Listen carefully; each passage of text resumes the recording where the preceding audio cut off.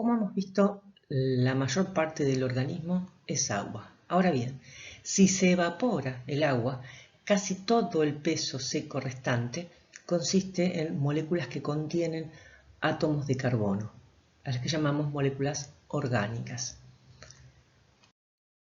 Vale decir que la química de la vida gira alrededor de la química del átomo de carbono. Un átomo que tiene cualidades muy especiales que le permiten generar una enorme cantidad de moléculas distintas, a diferencia de los otros elementos que solamente pueden generar un número pequeño de compuestos distintos. ¿Cuáles son esas cualidades que tiene el átomo de carbono? Un átomo que es tetravalente, es decir, que puede formar 4 enlaces covalentes con otros átomos, que le permiten generar esa increíble cantidad de moléculas diferentes.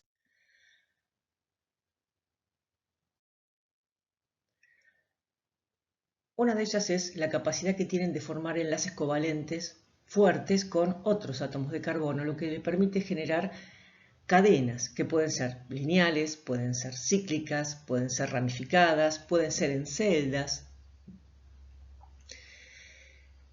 Cuando estas cadenas solo tienen unidos, completando la tetravalencia del carbono, átomos de hidrógeno, tenemos lo que se conocen como hidrocarburos. Otra característica que le permite al átomo de carbono generar una enorme cantidad de compuestos distintos es la capacidad que tiene de formar enlaces covalentes fuertes con otros átomos o grupos de átomos, lo que permite la introducción de lo que conocemos como grupos funcionales y da origen a las distintas familias de compuestos orgánicos.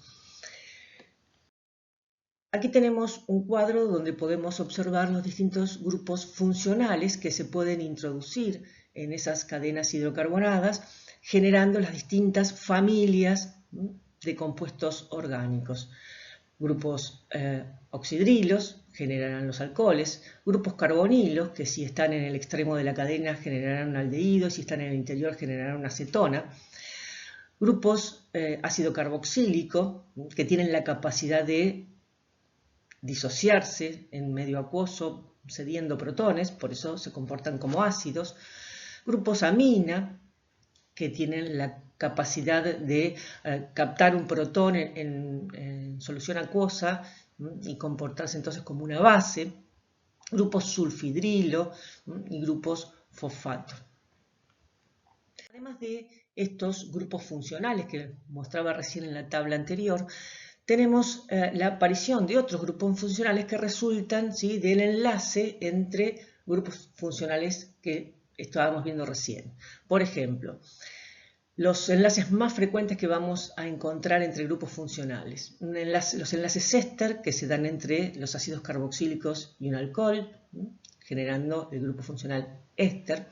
Los enlaces de tipo amida, que se forman por interacción entre ácidos carboxílicos y grupos amina, que vamos a ver que son los que están presentes en las proteínas cuando se unen los aminoácidos entre sí. Otros enlaces entre grupos funcionales que vamos a ver, los enlaces de tipo éter, que se dan entre dos alcoholes, los enlaces de tipo anhídrido, que lo vamos a generar por reacción entre dos ácidos carboxílicos, los enlaces fosfoanhídrido, que se dan entre grupos fosfato entre sí. Por último, otra de las características que le permite al átomo de carbono generar esa enorme cantidad de moléculas diferentes es la capacidad que tiene de generar isómeros. ¿Qué son isómeros? Son moléculas que tienen la misma fórmula molecular, pero diferente disposición o arreglo de sus átomos. Y tienen propiedades físicas y o químicas distintas. Algunos de los isómeros que vamos a ir abordando a medida que avancemos con las biomoléculas orgánicas son los isómeros estructurales, que difieren en el arreglo o disposición de los enlaces covalentes. Tenemos distintos tipos de isómeros estructurales. Pueden ser isómeros de cadena, pueden ser isómeros de posición o pueden ser isómeros de función. Los otros isómeros que vamos a ver también son los isómeros espaciales. Estos se diferencian en la distribución espacial de los átomos o de grupos de átomos. ¿Qué tipos de isómeros espaciales vamos a ver? Los geométricos y los ópticos. Ahora bien, las biomoléculas orgánicas más abundantes en los seres vivos son las moléculas orgánicas complejas, de las cuales podemos distinguir 4 grandes grupos: las proteínas, los ácidos nucleicos y los polisacáridos, que son polímeros de alto peso molecular, considerados macromoléculas, y los lípidos, que son moléculas orgánicas complejas que tienen un peso molecular bajo, que no son polímeros en general y por lo tanto no son considerados macromoléculas. Estas moléculas orgánicas complejas se generan a partir de un número relativamente limitado de moléculas orgánicas pequeñas, moléculas que no tienen más de 30 átomos de carbono y un peso molecular que oscila entre 100 y 1000. De esas moléculas orgánicas complejas, que son los sillares estructurales a partir de las cuales vamos a construir a nuestras moléculas orgánicas complejas, es de lo que nos vamos a ocupar en las siguientes imágenes. Vamos a comenzar el estudio de nuestras pequeñas moléculas con los ácidos grasos. Los ácidos grasos, que son los sillares estructurales a partir de los cuales se van a construir algunos lípidos. Después vamos a ver cómo se denominan esos lípidos de los cuales los ácidos grasos son sillares estructurales. ¿Y qué son los ácidos grasos? Son ácidos carboxílicos. Ácidos carboxílicos que tienen una cadena hidrocarbonada de entre 4 y 36 átomos de carbono. Los más abundantes son lineales, con entre 12 y 24 átomos de carbono. Podemos distinguir 2 grandes tipos de ácidos grasos: aquellos en los cuales los átomos de carbono de la cadena hidrocarbonada están unidos por enlaces simples y que denominamos ácidos grasos saturados, y otros en los cuales pueden existir uno o más dobles enlaces entre los átomos de carbono de su cadena hidrocarbonada, y en ese caso hablamos de ácidos grasos insaturados. Normalmente los ácidos grasos reciben nombres triviales que tienen que ver con la fuente donde son particularmente abundantes y de donde fueron aislados inicialmente. Por ejemplo, láurico porque estaba en el laurel, palmítico porque estaba en la palmera. Ahora bien, ¿en qué se diferencian los distintos ácidos grasos? Todos son ácidos carboxílicos. Se diferencian entre sí por la longitud de su cadena hidrocarbonada o por el número y la posición de dobles enlaces que poseen.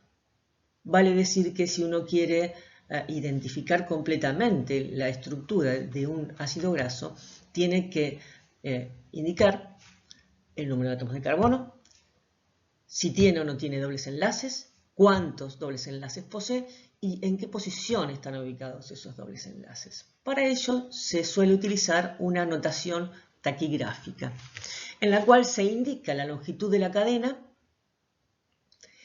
y separado por 2 puntos el número de dobles enlaces. En este caso el ácido palmítico tiene 16 carbonos, es un ácido graso saturado, así que no presenta dobles enlaces. El ácido oleico tiene 18 átomos de carbono y presenta un doble enlace. En este caso, cuando tienen dobles enlaces, cuando son ácidos grasos insaturados, hay que identificar la posición del doble enlace y eso se hace mediante un exponente que sigue a la letra delta. En este caso, 18, 2.1 y el doble enlace está ubicado en el carbono 9. ¿Es cierto? 1, 2, 3, 4, 5, 6, 7, 8, 9. Recordar siempre que la cadena se empieza a numerar desde el grupo funcional principal, que en este caso es el ácido carboxílico. Veamos las fórmulas taquigráficas de algunos ácidos grasos poliinsaturados de interés. El ácido linoleico es 18,2 delta 9,12. ¿Qué significa esto? Que tiene 18 carbonos, 2 insaturaciones, una de ellas entre el carbono 9 y el 10 y la otra entre el carbono 12 y el 13. Vamos a ver si es cierto. Carbono 1 más 7, 8, este es nuestro carbono 9, entre el carbono 9 y el 10 la doble ligadura. Carbono 11, carbono 2, entre el 12 y el 13, la otra doble ligadura. Entonces, claramente, esta nomenclatura taquigráfica me describe perfectamente la estructura del ácido linoleico. El ácido linolénico es 18,3 delta 9 12 15. ¿Cómo lo leeríamos? 18 carbonos, 3 insaturaciones, una en posición 9, otra en posición 12 y la última en posición 15. Por último, acá tenemos el ácido araquidónico, un ácido graso poliinsaturado que tiene 20 carbonos, 4 doble enlaces, uno entre el carbono 5 y el 6, otro entre el carbono 8 y el 9, otro entre el carbono 11 y el 12 y el último entre el carbono 14 y el 15. Si observamos estas fórmulas taquigráficas, vamos a notar que hay una regularidad en todas ellas. Y es que los dobles enlaces siempre van de 3 en 3. De 9 a 12 hay 3, de 12 a 15 hay 3, de 5 a 8 hay 3, de 8 a 11 hay 3, de 11 a 14 hay 3. Esta regularidad tiene que ver con su proceso de biosíntesis. Cuando ustedes cursen bioquímica van a ver que en el proceso de síntesis las enzimas que participan y cómo se construyen estos ácidos grasos determina que aparezca esa regularidad siempre en los ácidos grasos. Haciendo uso de esa regularidad en la disposición de los dobles enlaces en los ácidos grasos poliinsaturados, se desarrolló una manera alternativa de identificar la posición de esos dobles enlaces, y es indicando la posición del último doble enlace respecto del extremo de la cadena. Por ejemplo, en este ácido graso, yo sé que tengo dos insaturaciones. La última está en el carbono 12, quiere decir que está a 6 carbonos del extremo de la cadena. Si yo ubico la posición de este último doble enlace, inmediatamente voy a poder predecir la ubicación del otro porque va a estar 3 carbonos antes. En este caso, entonces, está a 6 carbonos, por eso se dice que el ácido graso es N-6, donde N es el número de átomos de carbono que presente mi ácido graso. En este caso, 18. 18 menos 6 me dice que el último doble enlace está en posición 12. Si el último doble enlace está en posición 12, puedo predecir que el anterior va a estar en posición 9. Tomemos este otro ejemplo, el linolénico. Me dicen que es 18,3N-3. ¿Qué me están diciendo? Que el último doble enlace está a 3 carbonos del extremo, o sea, 18 menos 3 está en posición 15. ¿Dónde va a estar el anterior? Y va a estar en posición claramente 12. Y el anterior en 9. Tomemos el ácido araquidónico. Me dicen que es 24N-6. ¿Qué me están diciendo? ¿Dónde está ese último doble enlace? Y 20 menos 6, el último doble enlace está en posición 14. ¿Dónde está el anterior? En posición 11. Y el anterior en posición 8. Y el anterior en posición 5. Los invito a que revisen en la imagen anterior que ese resultado que hemos obtenido es correcto. Analicemos ahora cómo se disponen en el espacio las cadenas hidrocarbonadas de los ácidos grasos.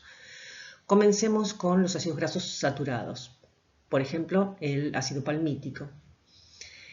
Si bien esta es la fórmula desarrollada del ácido palmítico, no debemos perder de vista que esto es una proyección en el plano de una estructura que en realidad es 3D y en la que cada uno de los 4 sustituyentes de los átomos de carbono se dirigen hacia los vértices de un tetraedro regular.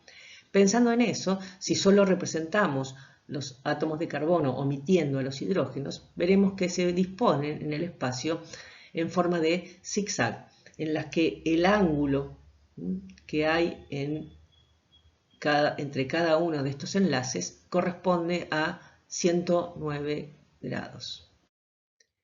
¿Qué sucede en los ácidos grasos insaturados? En los ácidos grasos insaturados dijimos que presentan dobles enlaces. La existencia de un doble enlace impide la libre rotación de los sustituyentes en torno del enlace y determina que se puedan distribuir esos sustituyentes en el espacio de dos maneras alternativas. O bien ubicando las cadenas R sobre el mismo lado del plano, o en lados opuestos. Tendremos así entonces lo que conocemos como dos isómeros. El isómero cis, en lo que los sustituyentes están hacia el mismo lado del plano, y los isómeros trans, en los que están hacia lados opuestos. Si lo trasladamos a los ácidos grasos, veremos que la presencia de un doble enlace cis va a generar un quiebre en la cadena, mientras que los dobles enlaces trans prácticamente no van a distorsionar el zigzag, salvo una pequeña alteración del ángulo que van a presentar entre los enlaces. Casi todos los ácidos grasos insaturados naturales presentan configuración cis. Aquí tenemos el ácido oleico, que presenta un doble enlace, y como podemos observar, esa presencia del doble enlace ocasiona en este ácido graso un quiebre en su cadena hidrocarbonada. La presencia de estos dobles enlaces cis tiene gran implicancia en las propiedades físicas que presentan los ácidos grasos que vamos a ver a continuación. De las propiedades físicas de los ácidos grasos vamos a analizar dos. Una de ellas es la solubilidad. Teniendo en cuenta cuál es la estructura de los ácidos grasos, en los que tenemos una larga cadena hidrocarbonada completamente hidrofóbica y un grupo carboxilo en la punta que sí es afín por el agua, claramente son compuestos anfipáticos. Ya sabemos que ese tipo de compuestos no son solubles en agua, son muy poco solubles en agua. Acá podemos ver la solubilidad de los ácidos grasos en agua, que es verdaderamente muy pequeña y que claramente va a ir disminuyendo a medida que la longitud de la cadena aumente. Son prácticamente insolubles en agua. Y también discutimos cuando vimos el agua como disolvente, que estos compuestos anfipáticos en agua van a generar micelas. ¿Por qué? Porque son compuestos en los que el diámetro de cabeza es menor que el diámetro de cola, tienen una estructura cónica, de modo tal que su manera de acomodarse en el espacio es generar esas esferas en las que las cabezas polares quedan en la periferia y las colas hidrofóbicas, que corresponderían a las cadenas hidrocarbonadas, se dirigen hacia el interior. La otra propiedad física de los ácidos grasos que vamos a analizar es el punto de fusión. En el caso de los ácidos grasos saturados, las moléculas se empaquetan de una manera regular, de modo tal que estas colas de los hidrocarbonados de los ácidos grasos pueden establecer múltiples interacciones por tipos de fuerzas de Van der Waals, de fuerzas de London, son regiones que son no polares, pero por suma de interacciones débiles da como resultado una fuerza de atracción importante, de modo tal que los ácidos grasos saturados son normalmente sólidos a temperatura ambiente. ¿Qué sucede con los ácidos grasos insaturados? En los ácidos grasos insaturados, la presencia de los dobles enlaces de tipo cis determina que el empaquetamiento que puedan realizarse sea menos compacto y por lo tanto presenten un punto de fusión sustancialmente más bajo. Aquí podemos ver que claramente el punto de fusión de los ácidos grasos saturados va a ir aumentando a medida que aumente la longitud de la cadena, porque aumentan las posibilidades de interacciones débiles entre ellas. También podemos observar que la presencia de un doble enlace hace que se desmorone ese punto de fusión. Tomemos dos ácidos grasos con igual longitud, 16,0 y 16,1. Fíjense cómo la presencia de un doble enlace hace que se disminuya notablemente el punto de fusión, motivo por el cual normalmente los ácidos grasos insaturados son líquidos a temperatura ambiente. La presencia de un doble enlace hace que se desmorone el punto de fusión, independientemente de la longitud de la cadena que tenga, siempre va a ser menor el punto de fusión que la de un ácido graso saturado. Con respecto a las propiedades químicas de los ácidos grasos, solo vamos a hacer mención a dos de ellas que son de importancia biológica, que es la esterificación, que es la capacidad de los ácidos grasos de reaccionar con los alcoholes para generar éster, y la saponificación, que es la reacción de los ácidos grasos con bases fuertes, como pueden ser el hidróxido de sodio o el hidróxido de potasio, para generar la sal del ácido graso, lo que conocemos como jabón, una molécula muy anfipática. Por último, respecto de los ácidos grasos, vamos a mencionar a qué denominamos ácidos grasos esenciales y ácidos grasos semiesenciales. Los ácidos grasos esenciales son aquellos que los mamíferos no somos capaces de sintetizar y por lo tanto tenemos que incorporarlos a través de la dieta. Ellos son el ácido linoleico y el linolénico. Y los ácidos grasos semiesenciales son aquellos que podemos sintetizar, pero a través de un ácido graso esencial. En nuestro caso es el ácido araquidónico. Como podemos observar, en todos los casos, los ácidos grasos esenciales y semiesenciales son ácidos grasos poliinsaturados. Y por eso una buena fuente de este tipo de ácidos grasos esenciales son los aceites vegetales, como lo vamos a discutir oportunamente. Vamos ahora a empezar a describir la estructura y la función de la segunda de nuestras moléculas orgánicas pequeñas, que son los azúcares simples o monosacáridos. Estos compuestos tienen una fórmula general que es esta que está indicada, carbono, hidrógeno 2, oxígeno, N, donde N varía de 3 a 7, motivo por el cual se les suele denominar hidratos de carbono. Se los identifica con el sufijo osa, glucosa, ribosa, galactosa, esos son todos monosacáridos. Están constituidos por 3 a 7 átomos de carbono, por eso decía que este N era entre 3 y 7.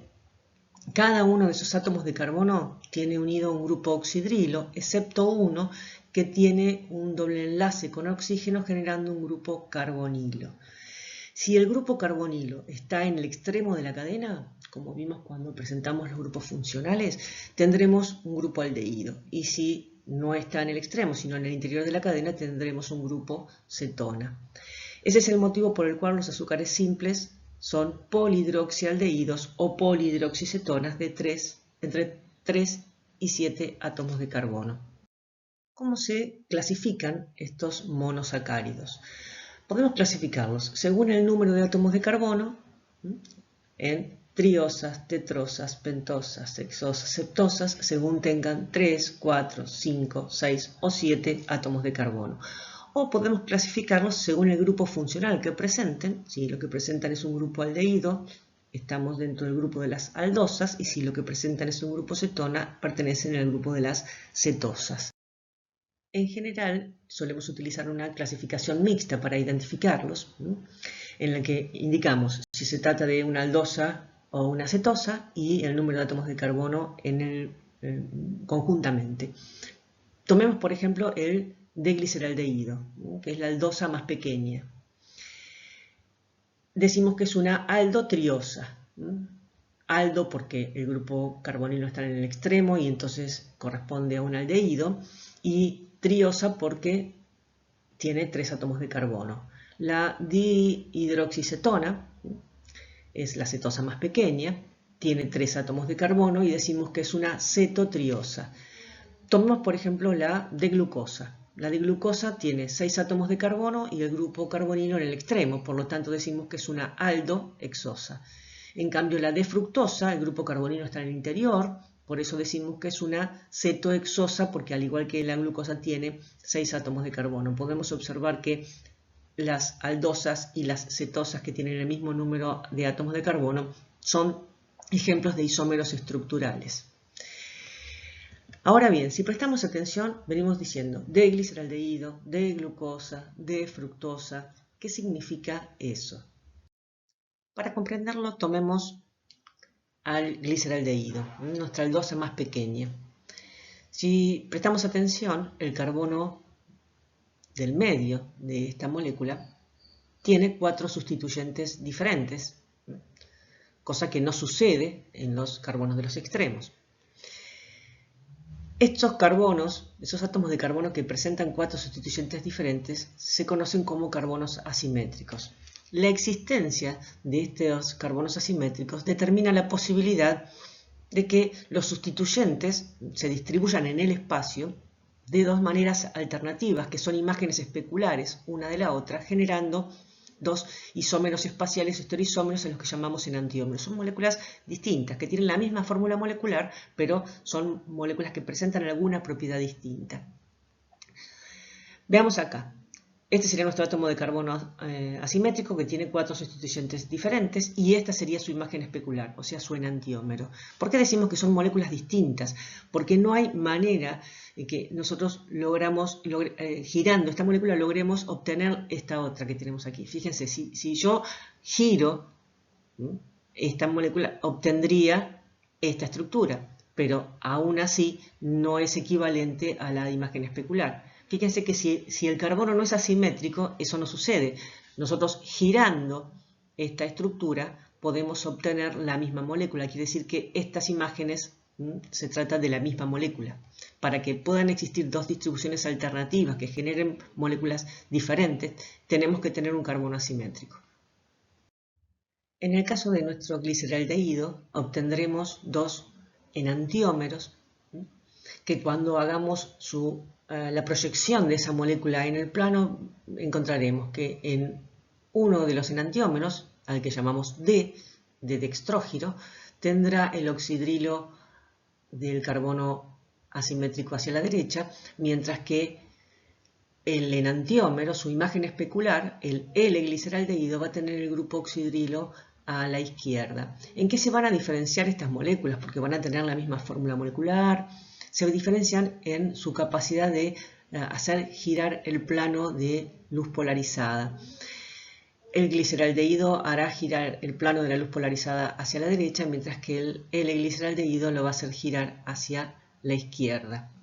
Si consideramos al resto de las aldosas como derivados de este gliceraldehído, vamos a decir que pertenecen a la serie D o a la serie L en función del grupo oxidrilo del penúltimo carbono de la cadena, que es el último carbono asimétrico que presentan estas moléculas.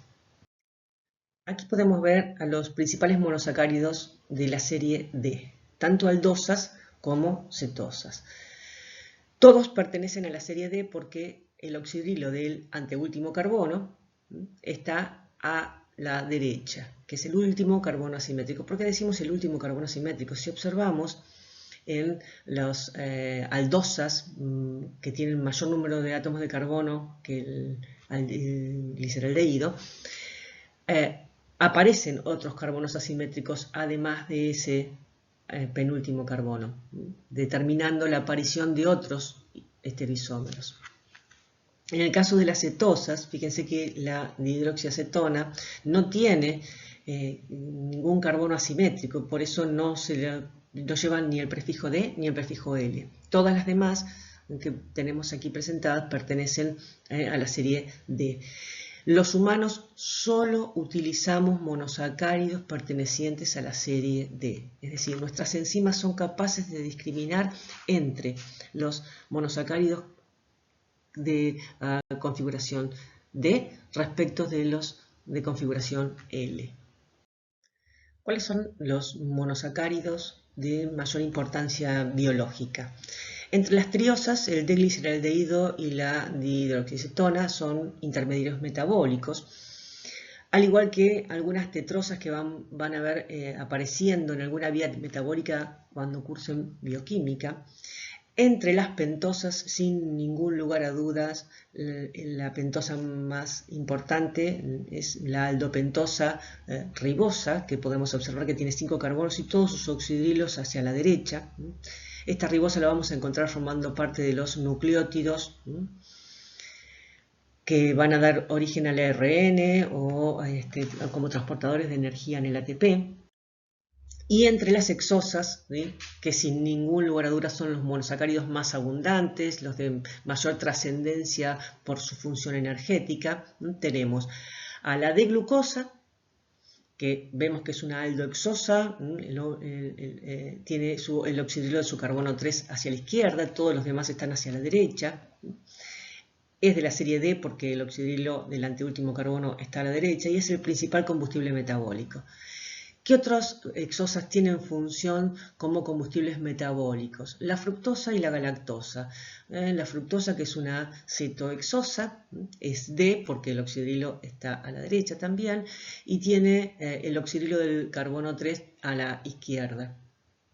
La galactosa, que la vamos a encontrar formando parte de el azúcar de la leche, también como fuente de energía es una aldohexosa que se diferencia de la glucosa, de la D-glucosa, porque tiene el oxidrilo del carbono 4 a la izquierda, a diferencia de la glucosa que lo tiene a derecha. Si bien venimos presentando los monosacáridos como estructuras de cadena abierta, en realidad no es así como se encuentran mayoritariamente en un medio acuoso. ¿A qué se debe eso? A que el grupo carbonilo, tanto de los aldehídos como de las cetonas, reaccionan con grupos alcohol para dar lo que se conoce como hemiacetal si el carbonilo es de un aldehído o hemicetal si el carbonilo es de una cetona. Entonces, ¿qué es lo que sucede? Si la cadena carbonada del monosacárido es lo suficientemente larga, el grupo carbonilo reacciona con el grupo oxidrilo, con un grupo oxidrilo de la misma molécula, de modo tal que se genera un heterociclo en el que el oxígeno forma parte de ese ciclo y en el cual todos los oxidrilos que teníamos dispuestos hacia la derecha aparecen hacia abajo de ese ciclo y los que estaban a la izquierda aparecen hacia arriba. Pueden darse según la longitud de la cadena y según si se trata de una aldosa o una cetosa, dos tipos de estructuras heterocíclicas, una derivada de pirano y otra derivada de furano, dependiendo de la cantidad de constituyentes que tengamos en los anillos.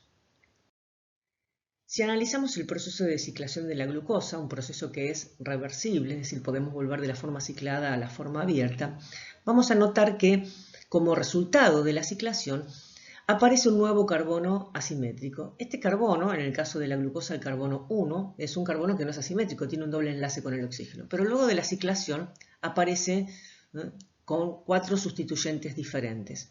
Eso determina que esos sustituyentes se pueden distribuir en el espacio de dos maneras alternativas, generando isómeros espaciales que en este caso los llamamos anómeros.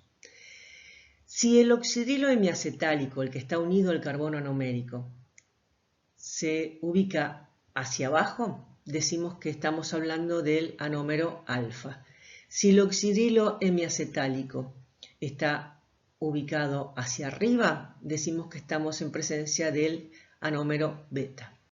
Aquí lo que podemos observar es la ciclación de la fructosa, donde vemos que el grupo carbonilo que participa en la formación del enlace hemicetal está ubicado en el carbono 2 e interacciona con el oxidrilo del carbono 5, dando esta estructura cíclica. En este caso solamente estamos presentando el anómero alfa.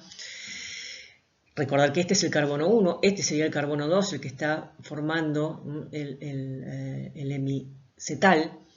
Este sería el carbono 3, por eso tenemos el oxidrilo hacia arriba, porque aquí estaba hacia la izquierda, mientras que el resto está a la derecha.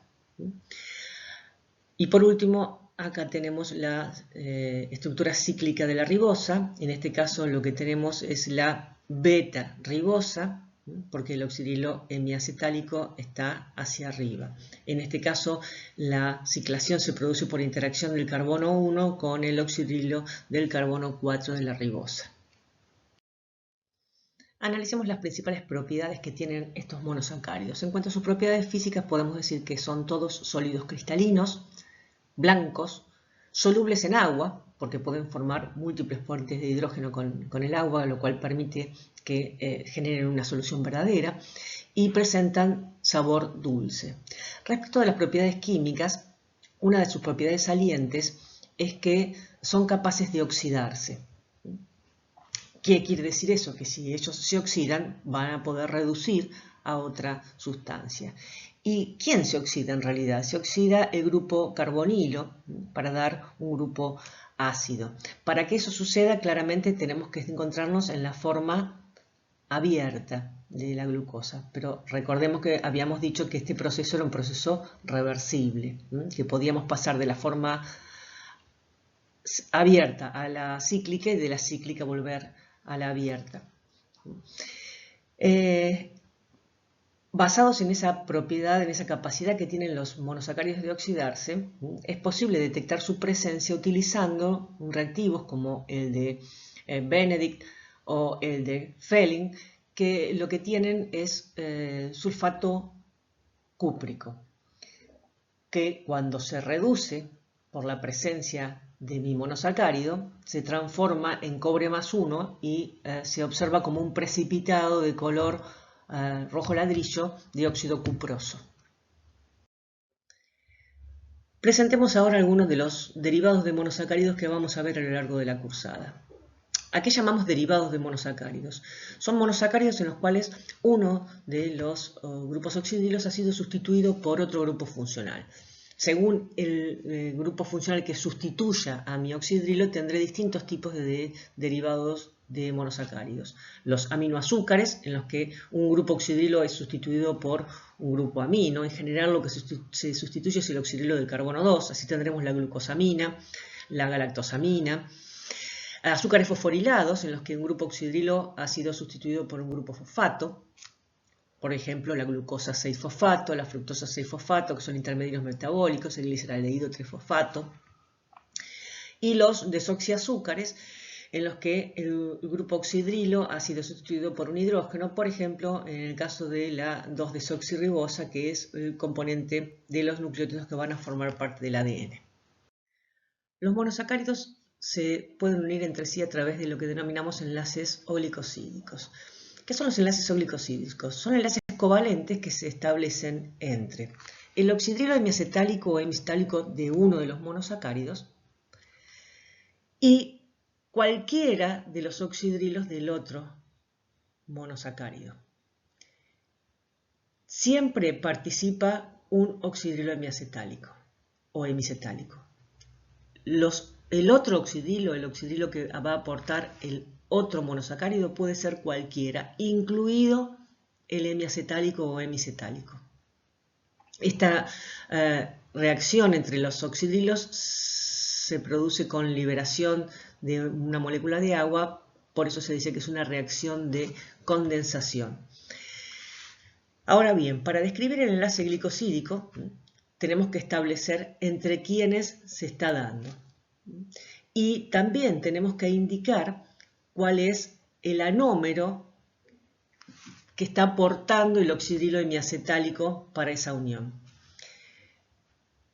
En este caso, si el enlace glicosídico se establece entre el oxidrilo hemiacetálico de la alfa-glucosa y, por ejemplo, el oxidrilo del carbono 6 de la molécula de glucosa vecina, decimos que tenemos una unión glicosídica o glicosídica alfa 1,6. Si se establece con el oxidrilo del carbono 4 de la molécula de glucosa vecina, decimos que tenemos una unión alfa 1,4.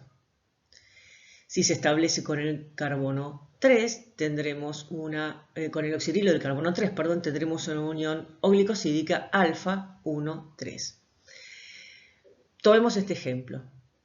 Una alfa de glucosa que va a unirse por un enlace glicosídico con otra molécula de glucosa, que en este caso es el anómero beta, porque tenemos el oxidrilo hemiacetálico hacia arriba.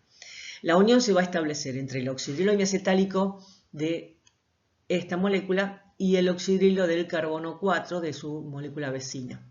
En el proceso de formación de ese enlace glicosídico se produce una liberación de una molécula de agua y lo que tenemos como resultante es un disacárido. Es una molécula que está constituida por la unión de dos monosacáridos. En este caso, la resultante es el disacárido maltosa. Y el enlace es un enlace oglicosídico alfa 1,4. Como les decía, los disacáridos están compuestos por dos residuos de monosacáridos unidos entre sí por un enlace glicosídico. El enlace glicosídico se forma por deshidratación y se rompe por hidrólisis. Los disacáridos más comunes en la naturaleza son la lactosa, la sacarosa y la maltosa. La lactosa o azúcar de la leche está constituida por la unión de galactosa con glucosa. El enlace a través del cual se unen es un enlace beta 1,4, ya que el anómero de la galactosa que aporta el oxidilo hemiacetálico es el anómero beta. Este disacárido, por el hecho de conservar este oxidilo hemiacetálico libre, puede volver a la forma de cadena abierta de la glucosa y por lo tanto seguirá presentando poder reductor por la presencia de este oxidilo hemiacetálico libre.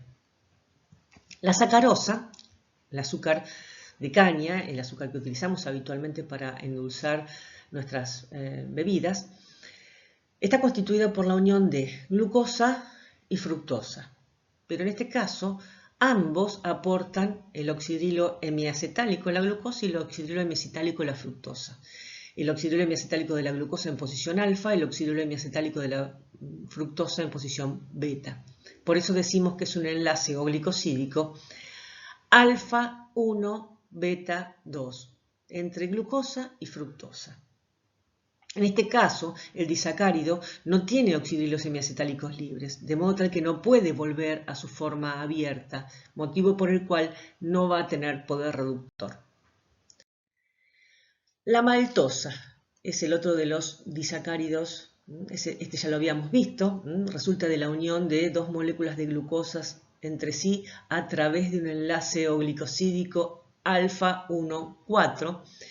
Tiene también un oxidilo hemiacetálico libre, eso le proporciona poder reductor. Este disacárido generalmente lo obtenemos como producto de la hidrólisis de macromoléculas como el almidón o el glucógeno. La isomaltosa es un disacárido que resulta de la unión entre dos glucosas por un enlace alfa 1,6 y lo vamos a obtener generalmente por hidrólisis de la amilopectina y del glucógeno, que vamos a ver que son polisacáridos ramificados. ¿Posee poder reductor? ¿Qué tengo que fijarme? Tengo que fijarme si tiene un oxidilo hemiacetálico libre. Y sí, lo tiene. Entonces, esta glucosa va a poder volver a su forma abierta, va a aparecer el grupo carbonilo y entonces va a tener poder reductor. La celobiosa también resulta de la unión de dos moléculas de glucosa, pero ahora por un enlace beta 1,4, un enlace glicosídico beta 1,4, y lo obtenemos por hidrólisis de la celulosa. ¿Posee poder reductor? Sí. ¿En qué me tengo que fijar? Tengo un oxidilo hemiacetálico libre. Va a poder volver a su forma abierta, va a aparecer un grupo carbonilo que va a poder oxidarse y por lo tanto va a presentar poder reductor. Si lo que se unen por enlace glicosídico son 3 o más monosacáridos, hasta 14, el producto resultante es un oligosacárido que se denominará trisacárido, tetrasacárido, pentasacárido, hexasacárido y así sucesivamente. Estos oligosacáridos normalmente no los encontramos en estado libre, sino que están unidos a lípidos o a proteínas y están presentes en las membranas plasmáticas de las células, donde cumplen funciones como señales o antígenos. Finalmente, de la unión de cientos o miles de monosacáridos a través de enlaces glicosídicos, vamos a obtener los polímeros de alto peso molecular denominados polisacáridos, macromoléculas que vamos a analizar cuando veamos el tema de moléculas orgánicas complejas.